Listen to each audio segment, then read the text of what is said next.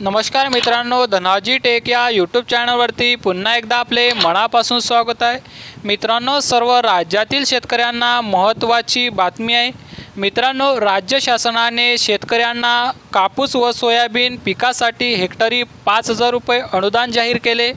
परंतु मित्रांनो, आता या गोष्टीला बरेच दिवस झाले, आता शेतकऱ्यांच्या बँक खात्यात अजून कापूस व सोयाबीन अनुदान 5000 रुपये हेक्टरी शेतकऱ्यांच्या बँक खात्यात जमा झाले नाही। मित्रांनो, का जमा झाले नाही याचे कारण आपण आजच्या व्हिडिओच्या माध्यमातून जाणून घेऊया। त्याआधी मित्रांनो, आपण या व्हिडिओवरती पहिल्यांदाच आला असाल तर या व्हिडिओला आताच लाईक करा आणि या चॅनलला आताच सबस्क्राईब करा। तर चला मित्रांनो, वेळ न करता व्हिडिओला करूया सुरुवात। तर मित्रांनो, या बातमीमध्ये आपण पाहू शकता, बातमी महत्त्वाची आहे, व्हिडिओ आपण शेवटपर्यंत पहा। राज्याचे उपमुख्यमंत्री देवेंद्र फडणवीस 21 ऑगस्टपासूनच अनुदान शेतकऱ्यांच्या खात्यावर जमा होईल असे सांगत होते।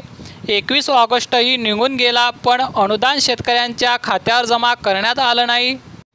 त्यामुळे मित्रांनो, सोयाबीन कापूस अनुदान म्हणजे लबाडा घरचं आवतण ठरू शकतं अशी भावना शेतकऱ्यामध्ये आहे।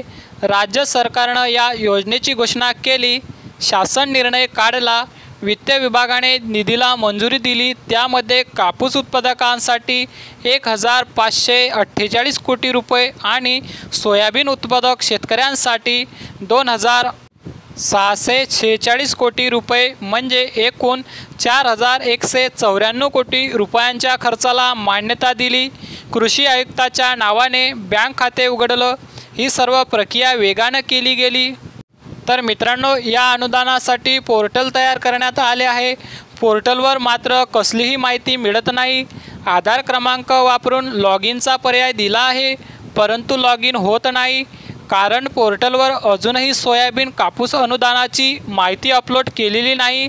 त्यात बहुतांश शेतकऱ्यांनी आधार KYC केलेली नाही असं पोर्टलवर लॉग इन करताना नोटिफिकेशन येत आहे।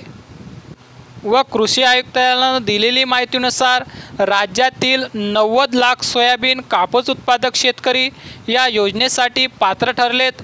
या योजनेसाठी नमो शेतकरी सन्मान निधी योजनेचा डाटा वापरला जाणार आहे। पण जे शेतकरी नमो योजनेत पात्र नाहीत पण सोयाबीन कापूस अनुदान योजनेला पात्र आहेत, त्यांचा आधार KYC कशी करण्यात येणार आहे याबद्दल स्पष्ट माहिती देण्यात आलेली नाही। तर दुसरीकडे ई पीक पाहणीच्या अटीचा मुद्दाही चर्चेचा झालेला आहे, कारण अट रद्दीची घोषणा मुख्यमंत्री यांनी केली, पण त्याबद्दल अधिकृत सूचना देण्यात आलेल्या नाहीत। त्यामुळे तशी सूचना देण्यात आली आणि शेतकऱ्यांची माहिती पूर्ण जमा झाली की कृषी सहाय्यक पोर्टलवर शेतकऱ्यांची माहिती भरतील आणि त्यानंतर अनुदान शेतकऱ्यांच्या खात्यावर जमा करण्यास सुरुवात होईल। म्हणजेच साधारण सप्टेंबरच्या दुसऱ्या आठवड्यापर्यंत प्रक्रिया पूर्ण होऊ शकते असा अंदाज आहे। पण पुढील काळात त्यात अडचणी येतील याचा अंदाज बांधणं कठीण आहे, कारण महायुती सरकारनं विधानसभेची निवडणूक डोळ्यासमोर ठेवून घोषणाचा सपाटा लावलेला आहे। त्यात प्रशासनाची तारांबळ उडत आहे।